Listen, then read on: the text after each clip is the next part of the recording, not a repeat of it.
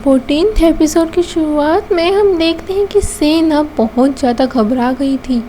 इधर तेयोंग उसे बहुत ज़्यादा सस्पिशियस नज़र से देख रहा था। सेना को कुछ समझ में नहीं आ रहा था वो क्या करे। तेयोंग तो आज ने सोच रखा था कि आज तो इसका सारा का सारा झूठ पकड़ के रहूँगा। इधर सेना बहुत ज़्यादा परेशान थी और फिर वो खड़ी आ ही गई। इस एपिसोड की शुरुआत में हम देखते हैं कि सेना बहुत ज़्यादा टेंस थी और फिर वो तेयोंग को थक हार के बोल देती है कि दरअसल ग्रैंडमा ने मुझे ये सब करने को बोला था।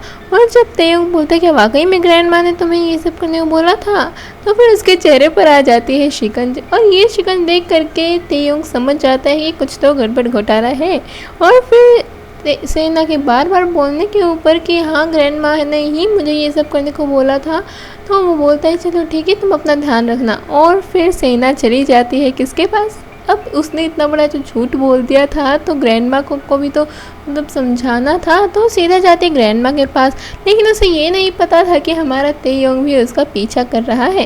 वो ग्रैंडमा के पास जाके एक छोटी सी कहानी बनाती है, बहुत ज़्यादा भड़काती है और फिर वहाँ से अपना पीछा छुड़ा लेती है।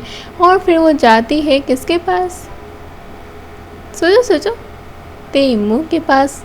बिल्कुल, वो तेमू के पास जाती है तो वहाँ पर तेमू और सेना को इतने क्लोज देख करके, गले लगते हुए देख करके हमारे तेयोंग का दिल तो एकदम से टूट जाता है। और फिर सेना अपनी मॉम के घर पर जाती है। और जब वो अपनी मॉम के घर पर जाती है तो तेयोंग को याद आता है ये तो वही घर है जहाँ पर मैं बक्का के साथ आया था। और यहाँ सारी की सारी जो भी भूल भुलैया थी वो सब कुछ उसे समझ में आ जाती है। और सारी की सारी बातें एकदम सीधी सीधी उसकी आंखों के सामने थी। वो इतना ज़्यादा हैरान हो गया था कि उसे पहले तो कुछ समझ में ही नहीं आ रहा था कि उसे करना क्या चाहिए।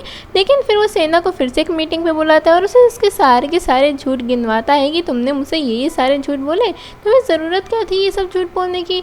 और फिर वो यहाँ पर उसे बोल देता है कि ये शादी नहीं हो सकती, मैं ये शादी यहीं पर तोड़ रहा हूँ। अब बेचारे ने शादी तोड़ तो ली थी, लेकिन अब उसे अपने घर वालों को भी समझाना, किसको, उन चारों को। जब दाची सा, वूयोंग सेओल और सोंगमान को ये बात पता चलती है तो उन्हें एक बार तो बुरा लगता है, लेकिन जब उन्हें सेना की असलियत के बारे में पता चलता है तो वो भी यही सोचते हैं कि इस वक्त जो कुछ हो रहा है वो सही हो रहा है। और अगर तेयोंग ने किसी ऐसी लड़की से शादी कर ली जिसके बाद बहुत ज़्यादा प्रॉब्लम बढ़ जाएंगी, फिर तो उनका सपना बिल्कुल ही चकनाचूर हो जाएगा और वो कभी भी अपने शहर वापस नहीं जा पाएंगे।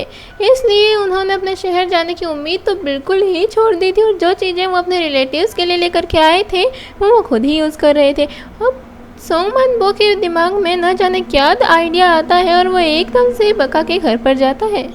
वहाँ वो पहले तो जा करके पेट पूजा करता है। अब भाई पहले पेट पूजा बाद में काम दूजा, ये कहावत तो आप लोगों ने सुनी ही होगी। तो वो पहले जाकर ये पेट पूजा करता है, बाद में बका को बोलता है कि तुम जल्दी जाओ, महाराज ने बुलाया था, हम खाना खा के जल्दी से आ जाएंगे।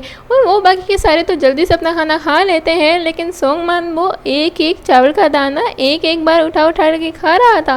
वो इतना धीरे खा रहा था जिस वजह से बका को अकेले जाना पड़ता है।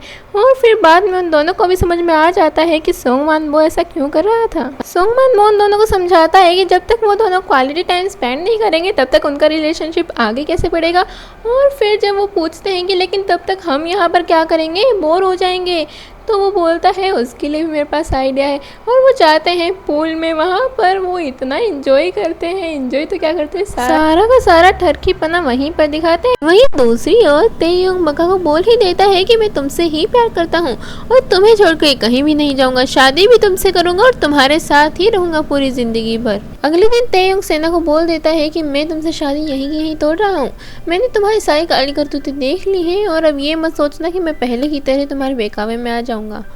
और हाँ ग्रैंडमा की तुम चिंता मत करना, इस बार तो मैं तुम्हारी सारी गलती अपने सिर पर ले लूँगा और बोल दूंगा कि मुझे ही तुमसे शादी नहीं करनी है। तुम्हारी काली करतूतों के बारे में अभी तो मैं उन्हें नहीं बताऊँगा, लेकिन अगर तुमने कोई चालाकी खेलने की कोशिश करी तो मैं उन्हें सारी की सारी बात बता दूंगा।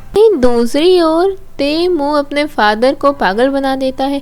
तेमू अपने फादर को बोलता है कि सेना चेयरवुमेन की बेटी है। और फिर अब तो आप समझ ही जाओ भाई साहब, मतलब इतनी बड़ी लॉटरी उनके हाथ में लगी है, वो ऐसे ही थोड़ी ना जाने देंगे। वो तो इतने खुश हो जाते हैं, खुशी के मारे एकदम पागल हो जाते हैं और बोलते हैं जल्दी से सेना को लेकर के आओ, जल्दी से सेना को लेकर के आओ।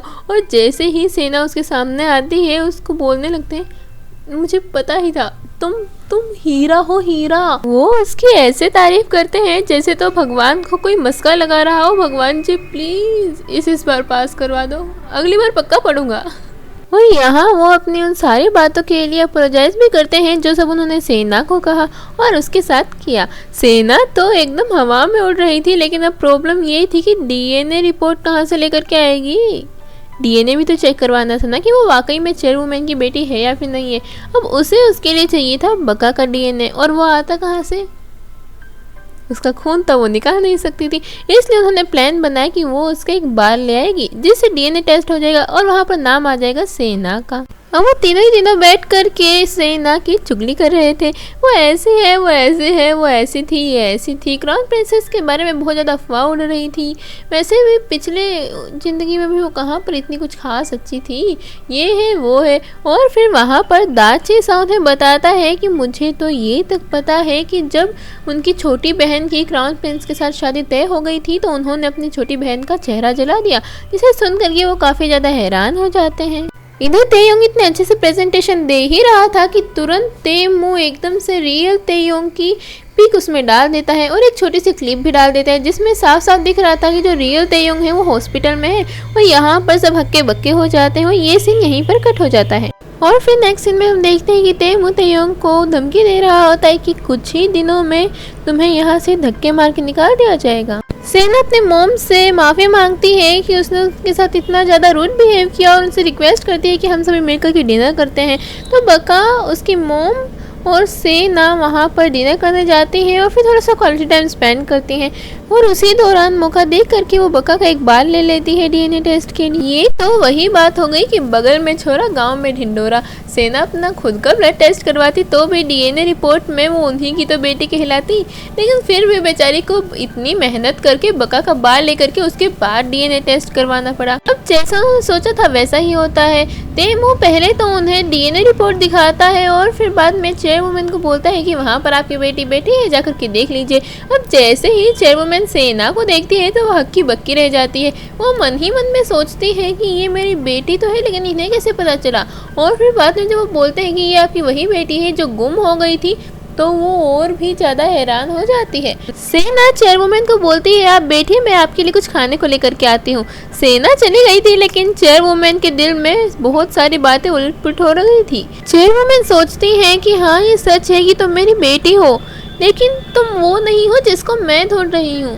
तुम मुझे पागल क्यों बना रही हो, तुम ये सब क्यों कर रही हो, मुझे कुछ भी समझ में नहीं आ रहा। अब नेक्स्ट सीन में हम देखते हैं कि बका और तेयोंग अपना काम कर रहे थे और साथ में अपनी खट्टी मीठी लड़ाई भी जारी कर रखी थी। वो दोनों साथ में बहुत अच्छा टाइम स्पेंड कर रहे थे कि थोड़ी ही देर बाद जब बका बेडशीट को बिछा रही थी तो फिर उसका आधा फेस कवर्ड हो जाता है और यहाँ पर उसे अपनी साली साहिबा की याद आती है और ये एपिसोड यहीं पर खत्म हो जाता है। सो नेक्स्ट एपिसोड में जल्दी ही अपलोड कर दूंगी, तब तक के लिए stay tuned and bye bye.